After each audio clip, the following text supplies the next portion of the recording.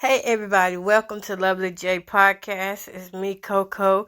I know y'all waiting on me to do some more commentary about some things, but I just had to get myself in check first before I could even go out here and help anybody else.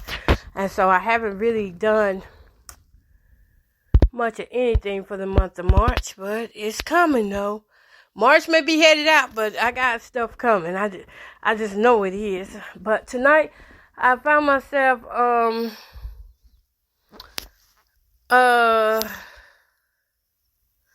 hold up. Let me put this in. Okay, so tonight I found myself finding. I was on YouTube and I don't know. I was spiritually led to this woman. I saw her standing up there. Have no idea what she was talking about, and so I put it on.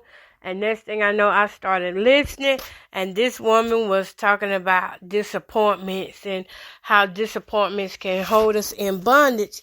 And I must say this word was for me because, and what she was talking about was definitely for me because I didn't even realize I was in that type of bondage until I started listening to her. And I'm just glad I have an ear where I could, hear. Because sometimes disappointments close us off. It just kills everything that we hope for. And this woman broke it down so clearly what I was feeling. I hadn't been able to tell nobody what I was feeling. The therapist I was going to, nobody, family members, friends. I wasn't even able to tell you guys what I was feeling because, as I say, I haven't really, I just been coping the best I can under the circumstances, and at the same time, I'm stuck. I'm stuck in life. Like, I stopped dreaming. I stopped hoping. I stopped wishing for things, the godly wishes, not the demonic wishes. But I stopped searching for things that God really wanted me to do because the disappointment was so great. And even though I know word, I know scripture, some of it I don't know at all, but I know enough to know that, God is real. And I was fixing to cry, and that woman said, "Don't start that crying, miss. It ain't no time for that. Don't start that. You've been crying long enough. So dry that up." As soon as I started crying, she seemed like she came on right on point with that. So, but I did share the link on my Facebook page if anybody wants to go back and watch that YouTube video. I just feel like she just touched on so much about my life. And I'm going to tell y'all something. I was taking notes as this woman was talking. She wasn't really doing like a preaching, but she was just kind of, just the conversation that we all need to have with ourselves and with somebody else. Just encouraging. That's the best word I can give for it, is encouraging. And she started explaining how these disappointments happen. And, I've taught on disappointments several times, and I've, touched on the same things. But it doesn't sometimes we don't get it when it comes from ourselves. Sometimes we need it to come from somebody else. And so at this time, when it came from somebody else, I was like, that's exactly, I think, where my confessions have been leading to, is that out of everything that I've told y'all, that I done been through, that I've overcome, I never once said that I was disappointed. And really, what I was feeling through all of that I went through, everything that I'm going through now, is disappointment. I'm disappointed, first of all, in myself. And I'll tell you why, because she had us do these little exercises where she was teaching, and I just took down some notes. And I'm going to tell y'all what my disappointments was. Let me see here, what that right.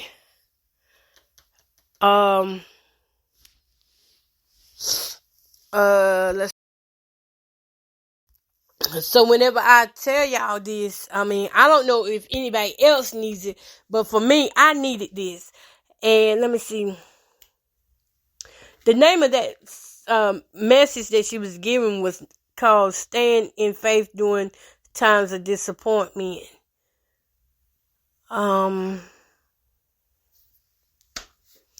Let me see. So she started naming out some things here, and if I can, I'm just gonna go down from my top to my bottom here.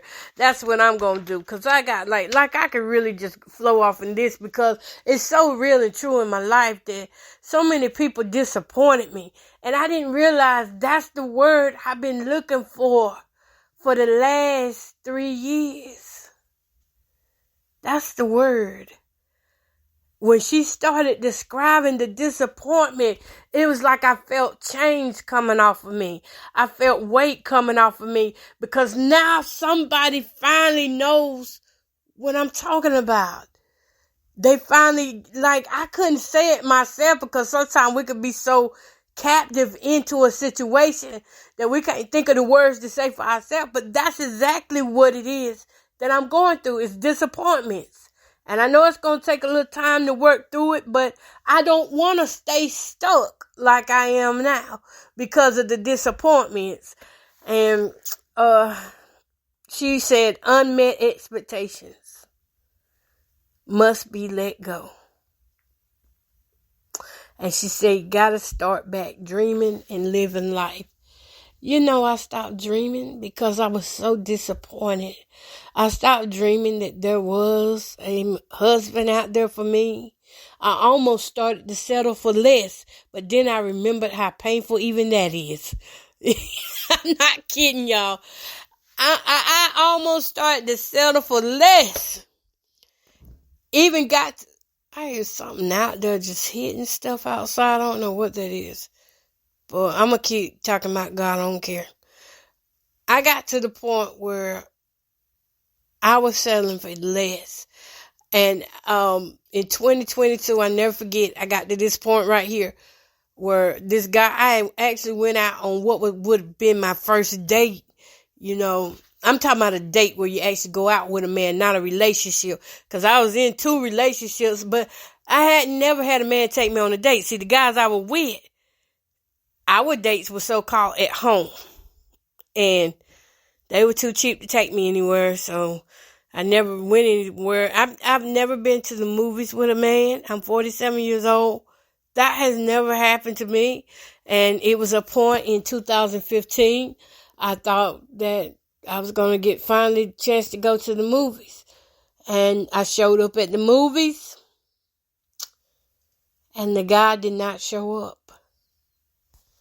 And he didn't even call and let me know that he wasn't going to be there, and that, you know, that he didn't cancel the date, didn't notify me or anything. So there I am at the movies. It's 11 o'clock at night, which, mind you, the movie started at 7, so I was there by 6:30, and this guy never showed up. And he didn't tell me that he wasn't coming until, I done waited, you know, about 2 hours thinking we'll catch the 10 o'clock movie. I done waited about 3 hours, and still he never told me he was going to show up until it was about 1 o'clock in the morning. But I had left by then, and I was like, well, you could have told me. He had a good excuse too. But I was so disappointed in that thing that I stopped. I didn't care anymore to go to the movies with a man anymore.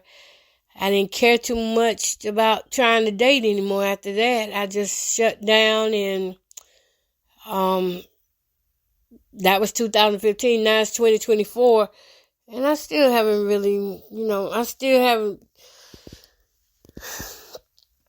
I haven't got myself fixed in that position where I want to be. She called it out what it is. Let me see if I even wrote it down. She said it exactly the way I feel it too, because it was like, it's still the same as stuck, but what the woman said it was that you want a husband, you want a good man, and been praying to God day and night for this good man, for a good husband. And then when it's time to start putting the work in, you stuck. and you do the opposite of what God tells you to do, basically, like your faith just kind of goes out the door when it comes down to it because of the fear of disappointment. And I'm not going to lie, that fear of disappointment has made me turn down what could have been good men, maybe been somebody who would have took me to the movies, who wouldn't have been ashamed to be seen with me. And that just, when she was calling it out, I wanted to cry because I was like, finally somebody is telling me what's wrong with me. Because for real, she really did tell me what's wrong with me. Out of everywhere I've been, nobody told me that this is what's going on, and I couldn't pick up on it because when you in a situation, you don't see it. Okay, but anyway, she said, I got it right here what she said about that, about the dating. And she said, God, I do want a man, but I don't want to be disappointed. And so because of that, we don't follow through with the things we need to do in order to obtain a good relationship or even put ourselves in a position for a good man to find us. Because we don't want to be disappointed. And I ain't going to lie. Now, I'm going to say a lot on that right there. Well, maybe not a lot, but I'm going to say something on that. She's exactly right. I want a good man. I want a husband, but I don't want to be disappointed anymore. It's painful. I don't even want a half a man. A half a man is painful. I don't even want, I want to experience the good time with him, and then I want to say, you know what, okay, bye, see you. And see, that's what happened to me. That's exactly what happened to me with that guy. That third guy that was the situationship. We had everything just right, but what did I say? As soon as I met him, I said, well, I'm going to tell you right now, I'm just here, let's just have some good sex and trigger warning if you got kids around. Y'all do know this is an adult show now, right? Because I've already told my granddaughters, don't, if you see a title on here you don't understand, don't even listen to it. Okay? So when I first met that guy, that's what I said. Back then, the Machiavelli thing was in, just hit it and quit it, one night stand kind of thing. And because I had low self-esteem, I told that man, I said, look, I don't want no relationship. I don't want to be nobody's girlfriend or nobody's wife. I just want to, have good sex and that's it. And so he took me at that. That's how he took me. And then I got mad when he wouldn't commit. But I already had said I do, but I don't. So I already had set myself up for failure. And I ran around with that mindset for around, I'm going to be honest, I'd say I still have that mindset. And that's why I just don't even put myself out there in that position, because I still have that mindset, but I'm not doing the things I used to do back then, okay? But the mindset part, I never worked on it. I just got so disappointed that I just stopped talking to men, period. And no, I'm not a lesbian. No, I'm not after women. I just stopped talking to men. I don't want to be disappointed. Even when it came down to flirting with guys, it got where, I would flirt sometimes, and then, like, when that feeling of, okay, you finna get disappointed by this guy, he can't really like you. Look at you. You're not good enough for him. Look what kind of home you live in. All these environmental things started coming up. I call them environment compartments and labels started coming up in my mind. Oh, you're not good enough because you fat. You're not good enough because you don't got no teeth. You're not good enough because you don't dress like everybody else dress. You're not good enough because you mess your leg up so you can't wear high heels like everyone else does. You're not good enough because you got to wear old-timey clothes because you can't find clothes that fit you and look right at the size you are. You're not good enough because you don't even stay consistent with weight loss or getting out here exercising, trying to improve your health. All this craziness ran through my head every time a man really wanted to talk to me. And I ran them off because I didn't want to be disappointed. I didn't want your number and your name. I didn't want you coming to my house. I didn't want to meet you nowhere. And then you run around and go with somebody else. Because, see, I've had too many disappointments. I had skinny men disappoint me. I've had big men disappoint me. I've had super big men and super skinny men disappoint me. It's been disappointing for me. The majority of my adult life when it came down to relationships. So yeah, I ain't gonna lie, I was stuck. And I didn't know what that was until that woman said, you keep saying, God, I do, but I don't want to be disappointed. I had to write it down too, just how she said it. God, I do, but I don't want to be disappointed. I'm underlining that as I say it because that thing hurts. And so what she said was come up out of delay and come back in line with God's word. And I was like, okay, let me get back up out of here. Because truly, somewhere along the line, I was hiding myself, but it won't deeply in the word. It probably was in those disappointments. Because the word will correct you. And I will say some things did get corrected in my life. But that part right there, that part there has hit me hard because I'm 47 now. And I've been single now like going on. How come I got pulled? You know it's bad when you got to pull the calculator out to tell how long you've been single. 2009. 15 years. I've been single 15 years. Now, I'm talking about single, no relationship. 8 of those years I spent in a situationship, not knowing what I was to the man. That didn't make being disappointed. You know, I just went along with the program and I would just be like, yeah, I just want the sex too, but that wasn't all I wanted. I wanted a real man, a man that could come help me with, fix my home, that could work on cars, that could be a man. That's what I wanted. I wanted a man to come and take role. I ain't talking about live with me or anything like that, but, get in position or, I wanted a man's man. I didn't want one of these feminine men that we see now today running around. I wanted a man's man who knew his role and didn't question mine. If anything would encourage me, that's what I wanted, but that ain't what's out here these days. Not all the way anyway. But anyway, God, I do, but I don't want to be disappointed. Okay, the next thing she talked about was grief steals from us. Stuck in disappointment. Oh, I wrote down the note here. I said, yeah, I've been stuck in disappointment since my dad's death. And the reason why is because I couldn't change nothing about it. I couldn't change how it happened. I couldn't change that I was not always there like I should have been. I came in toward the ending. Well, no, I can't say that I came in toward the ending because my daddy spent a majority of his years, now that I'm talking about it. So maybe this is God's way of getting it out of me. My daddy spent a majority of years here eating meals once I got older. From 1996 up until around 2013. My daddy ate here.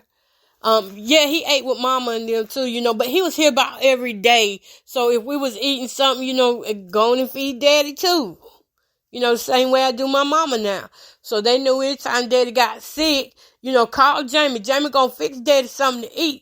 If his sugar dropped low or whatever, I was gonna make sure daddy had something to eat. Him and mama. I wouldn't just do for him. If I did for him, I did for mama too. They a couple. So that's the way I treat. That's the way I related to them. I didn't just say, well, I can do one for one person and not the other. No, that's not how I looked at that thing. I was disappointed that my dad could not be buried in his family plot. because the people who was in charge of the graveyard, I don't know what they did, and I don't even want to, address anything on what they did. All I know is I had to buy some more plots, and when I brought the plots, I brought one for him and one for my mama, and I put them side by side. The rest of us, I don't, we have to have other arrangements, but as far as them two, I did buy plots to put them side by side. And, y'all hear that refrigerator? I told y'all something up with that thing. I don't know what, but anyways, I'm going to keep on talking through it because I can't keep pausing out every time it does that. I could unplug it though, couldn't I? Y'all, let me go unplug it. I think that's what I'll do. Let me play y'all some new gospel music.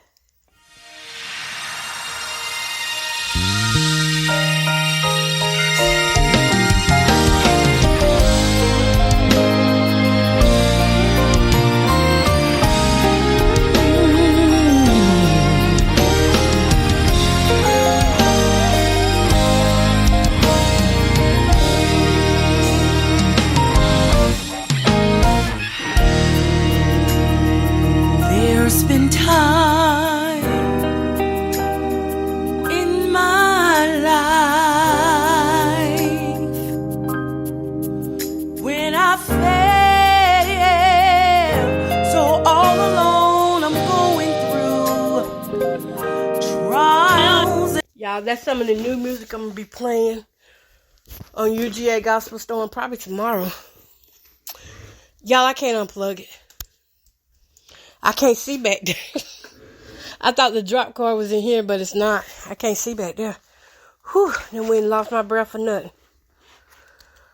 Okay, so y'all just try to ignore it. I'll try to talk louder. But I don't know. It's still going to be aggravating. Next time I'll just go and unplug it ahead of time. Okay, so, yeah. I was disappointed about those things about my daddy. And, but there was nothing I could do about it. I couldn't change none of the things, but that didn't stop the disappointment from coming, knowing that, I couldn't change things. I couldn't stop that disappointment. I got to deal with that. Then she started talking about in grief is, in some cultures, it's just normal to sit there and cry and grieve all the time instead of rejoicing and, being happy. Said let go of the right thing to say and have the moment. And anytime when we are in grief, when I grieve, a lot of times I'll just tell people what they want to hear. Like this past weekend, I grieved for my cousin. Like y'all, I'm not going to see my cousin again. My cousin gone. He not coming back. And I didn't get to the hospital. I didn't get to the phone. And there are so many parts of me in that it's like, you could have did this, you could have did that. And so I'm disappointed that my cousin died. And, it was just really too late to really try to say, cuz, you good? And I was just hurt because we as families, everybody got their picks in families. Okay, you got the set of kids, just the outside kids that, really are rejected, the rejected kids. Then you got the popular kids, the high class kids. Then you got the mid-popular kids in the family. And me and my fam, we were the rejected family.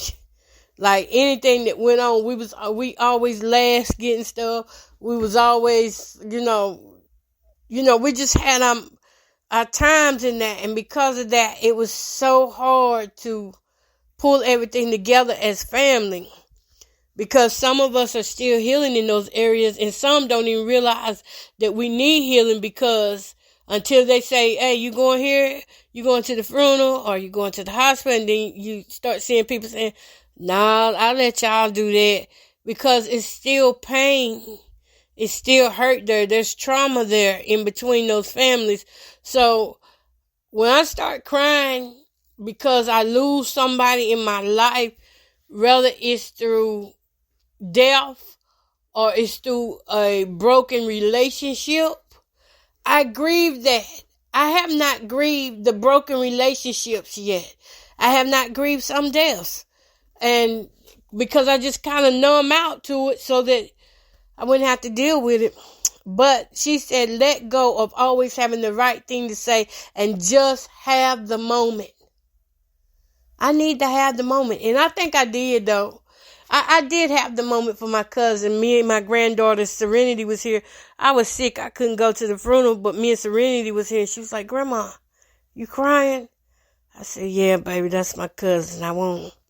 I just hate that I didn't get to say anything to him, And me and Serenity had a little talk, and, she laughed a little. She said, Grandma, you crying. You know how kids are. And so that kind of cheered me up, too, because I know she didn't want to cry. And she was trying to, hold it back because she seen me crying. And that made me feel better that child actually cared about what I cared about. So, yeah, let go of the right thing to say and just have the moment, whether it's a good one or a bad one. Yeah, because I was bad about that, just trying to sound right all the time. I'm just tired of being right sometimes. No, I'm not tired of being right. But sometimes we can know so much until we just automatically know what people want to hear, and we say what they want to hear versus what we really feel. I'm just tired of sitting back holding my feelings in because people can't take what I have to say. But I have consideration for their feelings, so therefore I don't say I don't say it to the full force of how I want to say it. And as at the end of that thing, when she was still talking, I had to tell you that one of the things that came out of my mouth when I was praying out loud here was, Lord, let my mouth be bold again. I'm tired of sitting back, being quiet, and just letting people trample all over me. That's disappointing. When you can't speak up for yourself, I haven't been able to speak up for myself since 2022. Knowing what I know, going through what I go through, I've been on mute. And that's disappointing because there's things that need to be said so that things can be changed. Okay. Then she said, don't let the enemy steal the moment. Generational grief is she didn't say generational grief, but that's what I wrote down, because the enemy can steal the moment. He stole it from your grandma, your great grandma. Now he stole it from your mama. Now he's stealing it from you. And that's generational grief to me. So I wrote that down. And said, don't be afraid to dream and get back in a position of authority, because people rejoice when the righteous are in authority. Now, there was a scripture she said that goes with that, but I missed the scripture because I wasn't really, I missed the scripture whenever she said it. We're going to have to find that. All right. So then she goes on to say, what are some of the things that you didn't realize? And when she started calling out the things that I didn't realize because of the disappointment, child, let me tell y'all, I'm going to read out what I wrote down. I didn't realize I was so disappointed. That's the first thing I wrote. The next thing is, I didn't realize I stopped dreaming because of disappointment. And I did. I stopped dreaming because I didn't even recognize that I was disappointed.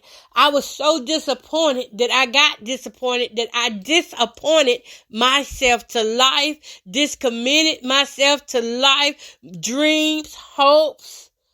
I disconnected from everything out of fear, because I thought that if I keep dreaming, if I keep being successful, these people who are in behind me gonna take it from me. They gonna hurt me because of what God has given me. And I stopped dreaming because I didn't want to be robbed of the gift, and yet I didn't want to use the gift because I didn't want to be hurt because of the gift of speaking. I was scared. That's the truth. Truth is, I was scared. I believe I got like old Elijah. When Jezebel got in behind Elijah, he ran. Well, these people got in behind me. I didn't run under a straight shade tree, but I shut up. I stopped saying and doing the things I needed to do for my health, for my family, for my friends, for the people who were assigned to me. I don't know how many people I didn't cause to miss their moment because I stopped, because I had a issue. And that thing gets to me. So I didn't realize I stopped dreaming. Okay, the next one, I didn't realize I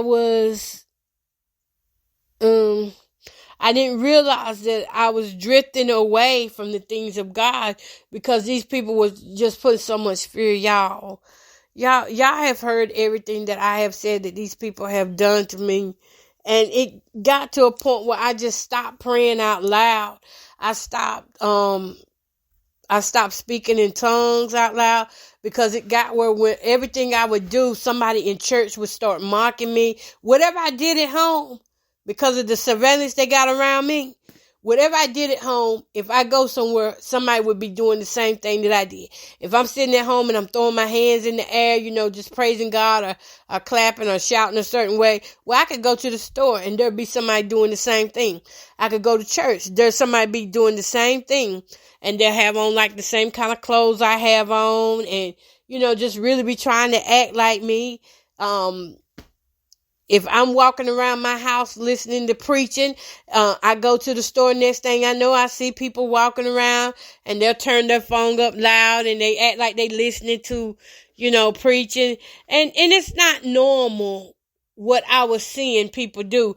And so that rejection spirit got down on the inside of me, and that rejection spirit really hurt me because I was like, how can people just be mocking people like that? Don't you know you picking up my spirit? At the same time they picking up my spirit, guess what I'm picking up? Guess what I'm doing? I'm emptying. As they picking up my spirit, I'm not refilling. I'm not refilling it. I'm just letting it go. Just letting it go. Just being quiet, not saying a thing. Not speaking up for myself. Allowing even to the point where I even allow family members to tell me to hush and don't say this, don't say that. It got to the point even my granddaughters got where they started telling me, no, Grandma, don't say that, don't say that. But people need to know that right is right and wrong is wrong. And I can't stand for the wrong because when I shut my mouth, that was giving permission for the wrong things to keep happening. And even now as I'm speaking, see, everything I say or do, there's a price I got to pay with it.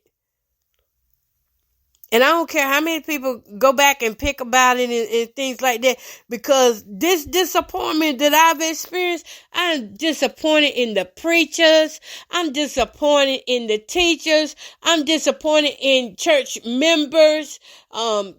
Just so many people, teachers, principals, first responders, sheriff department, police departments. I'm disappointed in nurses and doctors who can sit there and go along with something that's going to take from somebody's life. Therapists. And it makes me look like the wrong person because, like the crazy person, because how can you be disappointed in that many people? How is that many people doing something to you all the time? And so that part made me look crazy. And that's why I never mentioned about how disappointed I was. Because I began to look crazy. Whenever you sit back and you say, everybody bother you? Yeah, everybody. Just about everybody. They even know how to tell their kids to do things to, manipulate me and things. And so, yeah, just about everybody. And so it looks like I'm the problem. And so that's why I started being quiet. And I lost my voice to it. And when I started losing my voice to even get up and do certain things, That's when the enemy really started coming in, trying to take over.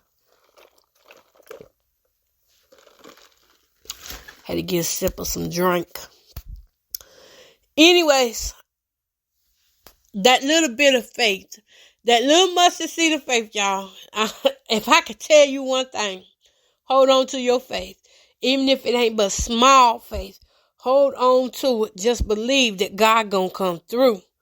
Because when that woman started talking about this, even the doctors and the therapist did not diagnose that the thing that was wrong with me was disappointments. I had a ton of disappointment stacked way up here. Just disappointed.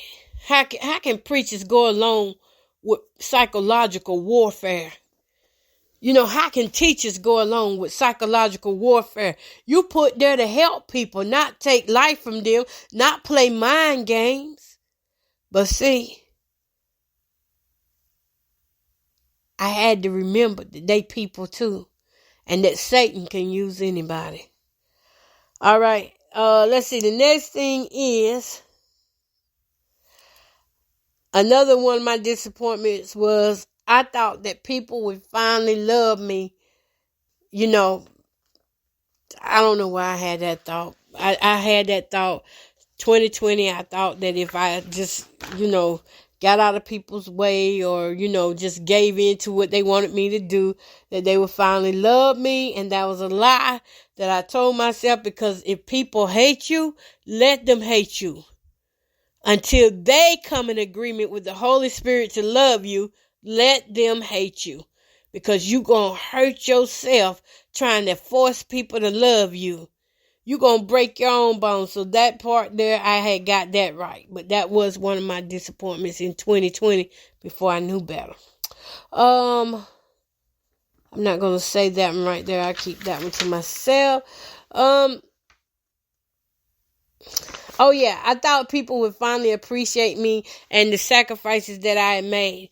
I did so much in the music industry community, and nobody just appreciated nothing. I can't even get people to share my when I post on social media and I share out my radio information.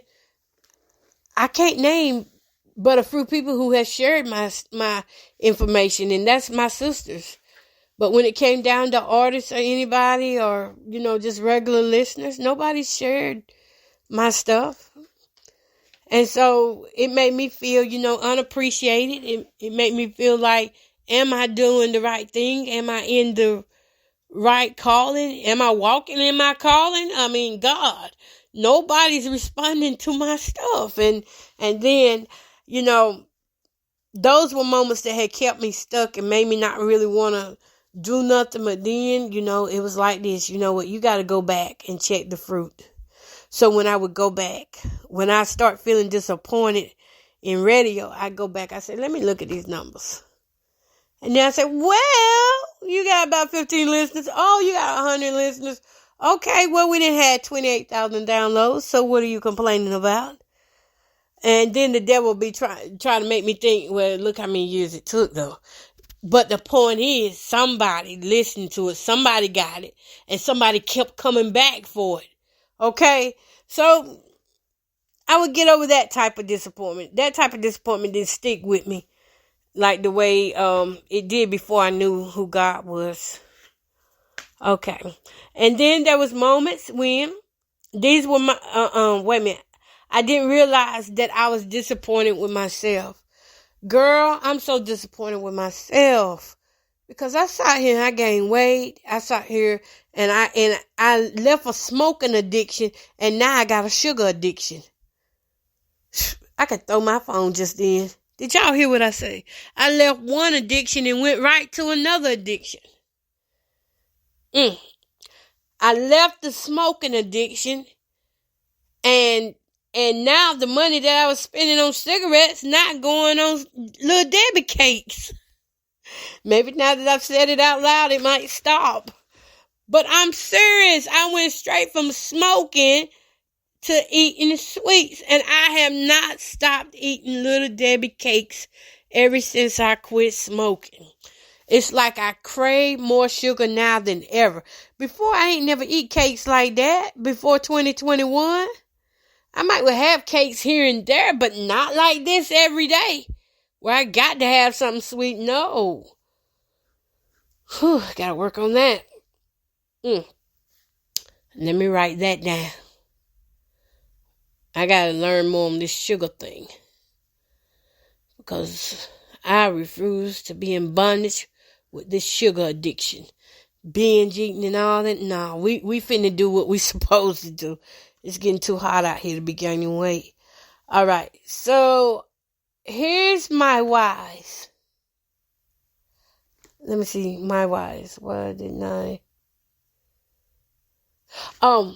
Okay, what else came with disappointment were the whys. And my whys of disappointment was, y'all know, that last situation, y'all know I really wanted that guy bad. I wanted that dude bad. I mean, bad. And he was the one that unmet my expectations. The rest of them, they met my expectations. I mean, they acted just the way I thought they would act. But this one, I didn't think he would act like that. And that's what hurt so bad.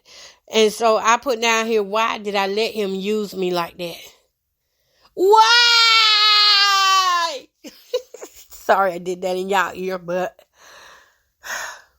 that felt good getting out, though. Why did I let him use me like that? Like, I treat this dude like there was not no other dudes on this planet. Like, there were no more fish in the sea. Do we call men fish in the sea, too? Not sure about that, but, like, there were no more men out here. So why did I let this one get to me like that? Money. Okay, the next thing is, I didn't even get the date, so I can cross that one out. The next one is, why am I so scared to move forward? Knowing that God is on my side, why am I so scared to move forward? To do something different?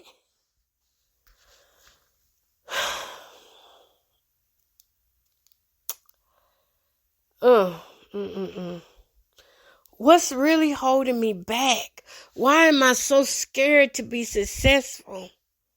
Why am I scared to be the next woman go for Congress? You know, these people have put so much fear in me. And I can't blame them because I accepted it. I mean, they own their job. I'm the one that got off mine.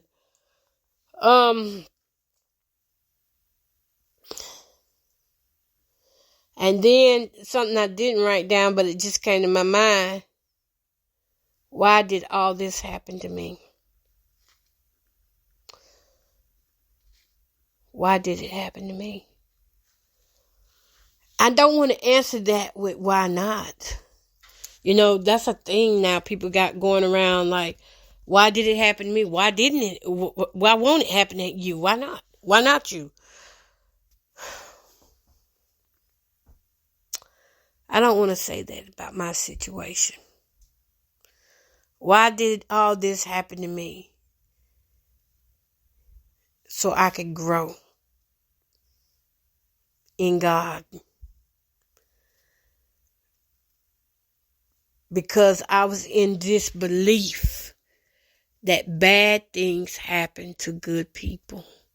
No matter, even though I read the Bible and I saw what, like, bad things were happening to good people, I was one of them people and still am struggling with that changing the mindset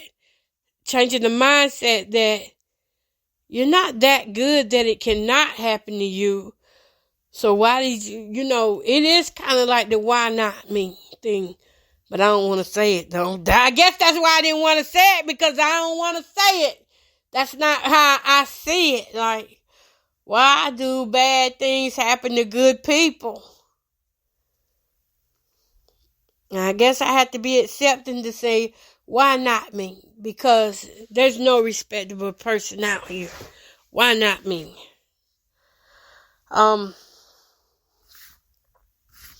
big thing. I didn't think it could happen to me. I thought that if I always done the right thing, treat people right, mind my business, especially in 2020, I was big on that. Mind your business, mind your business. I was running around talking about I lost weight because I started minding my business. And I did. I started tending to my business, but that didn't stop people from getting in it. So I was left with why is all this happening to me? I remember how beautiful my home was before because I had pictures. My home was so beautiful. Why is my home looking like this now? I remember when I once was in a relationship. I remember some good times when we might would hold hands and listen to a little music, maybe kiss here and there. I remember those good, sweet nothings. I remember the times when family got along at some points and sometimes we get together and have some of the best conversations and everything was good. No complaints. I remember when money was plenty. Money was just there. So much money was there. I was talking to my daughter the other day and I was telling her, you remember when people used to just walk in here and pick money up off of the floor because I would drop money on the floor or either I have so much money laying around and people would come and say, you need to put your money up. Because I didn't think bad things could happen to me. I didn't think nobody would do it to me because it was me. What was so special about me? I grew up being tough. Nobody's going to bother me because I'll bully you right back. But see, I can't bully you back when I'm a child of God. I can't get you back the way you doing me. And that part, I have to learn how to do something different. See, things like this that I ain't experienced before, this is my first time going through something with gang stalking and community mobbing and just having to deal with people who just don't like me because a word of mouth says, don't like her. Don't associate yourself with her. She's got a bad reputation. It's my first time going through something like this. As an adult, and it threw me off. Disappointment threw me off. It made me stop dreaming. I stopped dreaming of the goals and visions for my house. But that little bit of faith, though, I kept doing vision boards. Even though I felt bad about some things, I never gave up on God. I didn't give up on God. But I did stop dreaming. I stopped looking forward to the bigger things in life and started dwelling on this little stuff that's going on. These people are little compared to God. I mean, I've seen what God has done to them. Oh, my goodness. I've seen y'all.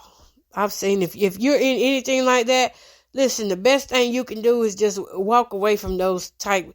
If people out here are encouraging you to dislike others, just know you're bringing disappointment to somebody's life, to somebody's generation. You're bringing sadness that doesn't have to be to somebody's family. And they may not be Christ-centered like I am and can say, well, let me hear the word of God because that's where my restoring and my renewing comes in at. That might not be where they come in at. And their blood is going to be on your hands. You drive them to do some stuff that they don't want to do, that blood is going to be in your hands, on your hands. Okay? So then I got to thinking about it. What was my really true dream? My true dream is to be able to, at one time it was just to be a motivational speaker. That's all I ever want. That and writing is what I want to do. And I'm thinking that God says I'm good enough that I'm going to be more than a motivational speaker. I'm going to be a law changer. See, I see everything I'm going through is not for nothing. We have a world out here, a system out here that has to be broken down. And while I might not be able to do it, I might be able to plant the seed for it to be done.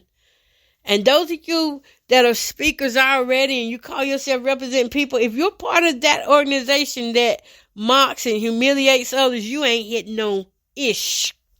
So you might as well just stop it, because you're not hitting on nothing. You are part of the problem. And sad to say, that's more than half of America right now. It's part of the problem. But best believe gonna get a dose of our own medicine out here messing with people's heads like that. Somebody gonna mess with yours like that. And then you're going to be coming to somebody like me saying, can you pray for me? Can you pray for my son? Can you pray for my daughter? I didn't know they were going through this. I didn't know they were getting bullied. Because that's what it is. It's bullying. It's bullying people so you can control what they say, do, what they eat, where they go, how they sleep, when they sleep, how long they sleep. It's bullying. And so all of that bullying that I've been through in these since 2018, to be honest, all the bullying I've been through has caused disappointments that shut my dreams down, that closed my dreams off. It could have been a permanent thing, but when I seen that woman's message, I was like, oh God, I gotta get back up. It was an eye-opener for me. Yep, so now that I know what I need to do, I'm gonna get back on it. And, I don't know. I just wanted to share that with y'all. Sometimes I don't feel very motivated to do much of anything nowadays. And that's why, because those disappointments was there. Like, I know we're not supposed to put anybody on pedestals, but why I don't put you on a pedestal at the same time, I'm like, you old enough to know better. You know that what you're doing is psychological warfare or psychologically damaging to a person like me or somebody else. And to think all the lies that were told on me, scandalizing, all that, But I've got to do more than maintain. I've got to get back bold for Christ. And that's it, y'all. That's it. I ain't trying to add too much more anything. I just got to get back bold for Christ, because I can't lose God. He's all I got that's fighting for me right now. And with him, he's all I need right now to fight for me, because he will put the right people in my life.